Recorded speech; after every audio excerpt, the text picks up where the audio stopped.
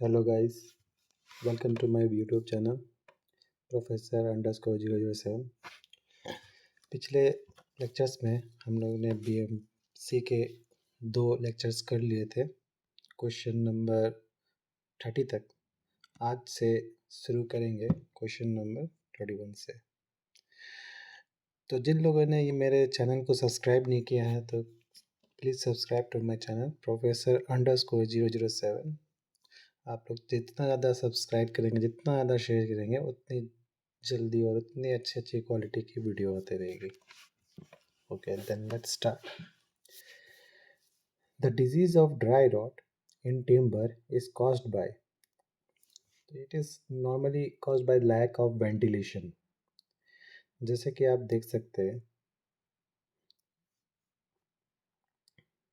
Defects of timber. अच्छा, ये पिछले पिछले कि लेक्चर्स में मैंने ये एक्चुअली ये मेडुलर रेस को मैंने ये बता दिया था कि ये होता है, एनुअल रिंग्स से कंफ्यूज कर दिया था। एक्चुअली मेडुलर रेस आपको ये होता है, जैसे कि आपको दिख रहा होगा यहाँ डायग्राम में, ये है मेडुलर रेस। ये जो दिख रही है लाइन, ये है मेडुलर रेस। और ये जो लाइन बाय लाइन ये गोल गोल दिख रही है, ये एनुअल रिंग्स कहते हैं इसको, जो हर साल बनती है ना। देख सकते हैं इसका definition. Medullary rays. These are thin radial fibers extending from pith to cambium layer. It holds together the annual rings of the heart wood and sapwood. One ring is added each every year, which is decided the age of the tree. So that is called annual rings. ठीक है, and medullary race का ये definition है। तो अभी हम लोग पढ़ रहे थे disease of the dry rot timber causes the defect। जैसे डिफेक्ट्स हम लोग पढ़ते हैं, defects in timber. Defects occur in timber are grouped into following 5 categories: due to the conversion, due to fungus, due to insects, annual forces, seasoning, ये सब होते हैं। जैसे ड्यू टू आप कन्वर्जन दिख सकता है आपको, chip marks, diagonal grains, torn grains, wanes, ये सब पढ़ सकते हैं। बट हम लोग के जो क्वेश्चंस में है is due to the defect of fungi. जैसे देख रहे हैं, fungi attack the timber when moisture content is greater than 20%, presence of air and warmth। ये दो कंडीशन रहेगा तभी आपको फंगी अटैक होगा। Important among the fungus are dry rot। Dry rot, the certain types of fungi attacks on a wood and convert into a dry powder form।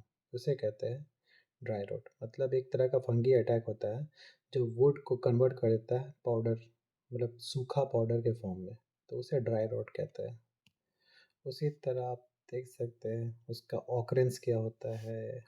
when occurs when no free circulation of air, unseasoned softwood, not properly stored after felling, absence of sunlight, presence of dampness, ये सब हो सकता है। तो यही हम लोग का क्वेश्चन का है। क्वेश्चन क्या था, एक सेकेंड।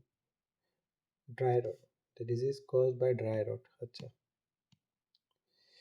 तो यही है, अभी हम लोग पढ़ चुके हैं। लैक ऑफ वेंटिलेशन देख सकते हैं इसमें, ये था dry rot, absence of sunlight, no free circulation.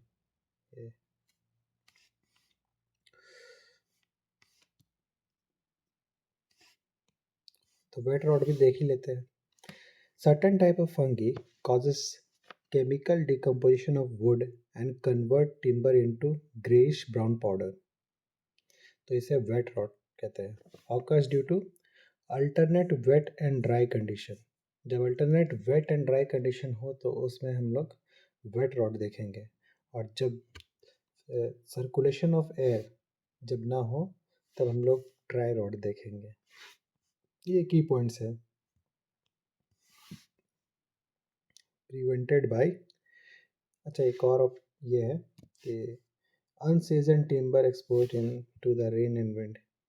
अगर सीजन, अगर टिम्बर सीजन नहीं है, सीजन मीन्स सीजनिंग हम लोग करते हैं, मतलब सैप हम लोग वुड से निकालते हैं। सैप एक तरह का वुड में जो क्या कहते हैं जूस होता है। जब आप टिम्बर, फ्रेश टिम्बर काटेंगे तो उसे देखिएगा आपको जूस निकलेगा, मतलब लिक्विड फॉर्म में निकलेगा, तो उसे हटाना पड़ता है। तो रिमूविंग ऑफ सैप अगर कर लेते हैं तो उसको सीजनिंग कहते हैं, उसी को सीजनिंग कहते हैं। तो वेल सीजन, तो अनसीजनड हो जाएगा कि जिसमें अभी वो सैप अभी तक है। तो वो जब रेन और विंड के एक्सपोजर में आएगा तब उस कंडीशन में भी हम लोग का क्या हो सकता है, वेट रॉट। और एक तो बता ही दिए थे, alternate wet and dry condition. Prevented by, well seasoned timber should be used in exterior work. Timber should be covered by tar or paint for a protection against moisture. टार एक तरह का आप रोड में मटेरियल जो use करते हैं दिखता होगा, जो आजकल बिटुमिनस यूज़ करते हैं, तो वो टार और पेंट। टार एक्चुअली क्या होता है कि कोयला को बिटुमिन से पिघाल के कुछ बनता है वो। तो वो हम लोग जब हाईवे पढ़ेंगे तो उसमें उसका ठीक से उसका एक्सप्लेनेशन पढ़ेंगे। तो timber should be covered by tar और paint protected against the moisture. तो वो आपको किससे, वेट रॉट से बचाएगा। डिफेक्ट ड्यू टू इंसेक्ट ये है बीटल्स, मेरीमोस, टर्माइट्स। टर्माइट्स मतलब दीमक, ये सब से भी आपको बचाना पड़ने का तरीका है। ये सब डिफेक्ट्स आता है और वो सब आप देख लीजिएगा। So next question, plywood has advantage of, plywood का एडवांटेज ये है कि same tensile strength in all direction होता है उसका, ये सबसे बड़ा उसका प्रॉफिट है। जो हम लोग प्लाईवुड यूज़ करते हैं नॉर्मल दरवाज़ा, खिड़की, ये सब के लिए, तो फर्नीचर, तो सब में ये प्रॉफिट यही होता है कि उसका tensile strength all direction same होता है। A uniform tensile strength both as long as it has uniform tensile strength both along as well as across the grains, ये याद रखिएगा। In which of the following direction the strength of the timber is maximum? Strength of the timber is maximum in parallel to grains, याद रखिएगा। ये बहुत important question है, ES 95 और ES 2000 दोनों में आया है, और आपको बहुत सारे स्टेट एग्जाम में भी ये क्वेश्चन दिखते रहते हैं, तो इसको याद रखिएगा। In which of the following direction the strength of the timber is maximum, तो parallel to grains. The strength of the timber is maximum when load applied parallel to grains and it's minimum when load applied perpendicular plane. ये याद रखिएगा, ये बहुत important explanation है। The moisture content in well season timber, वो 10 से 15% के बीच रहता है। यहाँ पर ऑप्शन के हिसाब से 10 से 12 हम लोग ठीक कर देंगे। तो एक्चुअली 15% के लगभग ही होता है, तो थोड़ा सा कम थोड़ा ज़्यादा, क्योंकि उससे नीचे लाना बहुत मुश्किल हो जाता है। 10 से तो मुश्किल, एकदम मुश्किल हो जाता है उसका लाना, लेकिन 10 से 15% अगर उसका ये रहे, वेल सीजन मतलब मॉइस्चर कंटेंट रहे, वही जो बताया था सैप हटाना है टिम्बर से, तो वो अगर 10 से 15 के बीच हम लोग ले आए वेल सीजन, तो वो वेल सीजन कहलाएगा टिम्बर। तो इसके बारे में कुछ पढ़ लेते हैं। Seasoning of a timber, the process of drying timber और removing moisture of sap present in a freshly felled timber under more और less control condition is called seasoning of timber. वही जैसे मैं कहा था कि आपको जैसे कि टिम्बर में वो जितना सैप हटाना होता है उसी को कहते हैं, रिमूविंग ऑफ सैप को ही कहते हैं क्या, seasoning of a timber. A well-seasoned piece of wood should have 10% to 12%, ठीक है, ये जो अभी क्वेश्चन पूछा गया है। ऑब्जेक्टिव ऑफ सीजनिंग, हम लोग करते क्यों है ये सीजनिंग मतलब क्यों हटाते हैं, मतलब ये आपको पानी वुड से, तो उसका ऑब्जेक्टिव यही रहता है कि उसमें मिनिमाइज हम लोग क्या करते हैं कि श्रिंकेज मिनिमाइज होता है, जिसके कारण वार्पिंग कम होता है, स्प्लिटिंग स्प्लिटिंग बीच से टूट जाना टिम्बर का, वो सब कम हो जाता है और increase the strength, durability, electrical resistance power, protecting, और क्या करते हैं, protect it from the insects and fungus attack. तो मतलब जितने इसको हटाने से सारा अच्छे क्वालिटी ही आते हैं, जितने जितने अच्छे क्वालिटी है वो सीजनिंग ऑफ सिंबल से ही आते हैं।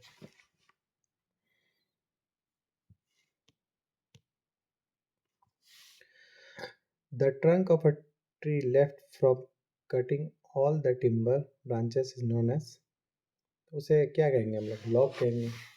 इस तरह से लॉग होता है, देख लीजिए। तो आंसर होता है ए। बोले एक ट्री है, उसका कुछ ब्रांच व्रांच सब होता है, जड़ होता है, लेकिन उसको कट करके बस ये पार्ट निकालेंगे तो इसे क्या कहते हैं, लॉग। ये जैसे दिख रहा है आपको, इकट्ठा करते हैं हम लोग। आप लोग मूवी एक देखे ही होंगे, जो पुष्पा सारे लकड़ियाँ लेके जाता है, तो उसमें जो कटा हुआ लाल लाल लकड़ी जो चंदन का रहता है, तो वो आपको लॉग्स ही रहता है। एक्शन दिखाया ही होगा पुष्पा फिल्म में कि कैसे लकड़ी को इधर से उधर ले जा रहा है। पुष्पा आज झुकेगा नहीं। Let's see the question number 36। The age of tree can be known by examining annual ring. अभी जैसे कि मैंने बताया ही था, पहला ही क्वेश्चन में बताया था कि ये जो रिंग्स जो फॉर्म होते हैं ये एनुअल रिंग्स होते हैं, हर साल में एक रिंग फॉर्म होता है, तो उसे आप काउंट कर दीजिए, वो आपको बता देगा कि कुछ इस ट्री का कितना एज था। अगर आपने उसको 100 काउंट कर दिए तो उसमें 100 साल का वो पेड़ पुराना था।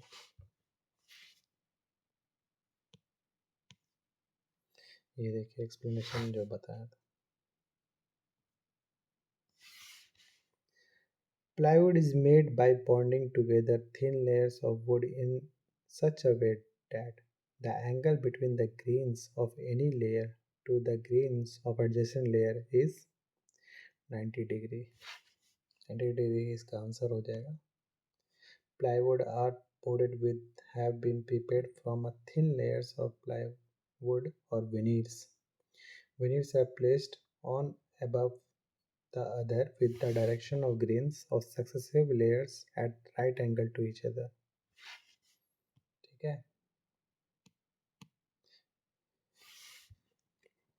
The plywood, इसका आंसर सी हो जाएगा। The has great impact resistance to blows than ordinary wood। मतलब हम लोग प्लाईवुड इसलिए बनाते हैं क्योंकि वो उसका रेजिस्टेंस इम्पैक्ट, यानी कि जो हम लोग उस पर एक मतलब वो ठोकर सहने की क्षमता होती है उसमें ज़्यादा होती है, नॉर्मल जो एक आप वुड लीजिएगा, ऑर्डिनरी वुड। प्लाईवुड तो हम लोग बनाते हैं कैसे, हम लोग विनिट्स कट करते हैं, उसको जोड़ के एक प्लाईवुड बनता है, ठीक है। लेयर ऑफ लेयर्स लेयर्स में बनता है वो। और वुड क्या होता है कि डायरेक्टली आप वुड का लकड़ी, वुड एक काटे आप लॉग से और उसको जोड़ के आप एक दरवाज़ा बना लिए। तो कंपैरेटिवली वुड से आपको उसी मीन्स विड्थ और लेंथ का आपको एक प्लाईवुड रहेगा और एक वुड रहेगा।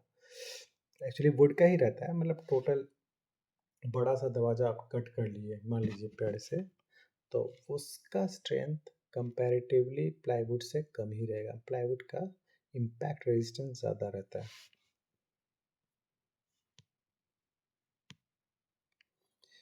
The practical limits of moisture content achieved in air drying timber is, इसका आंसर हो जाएगा बी।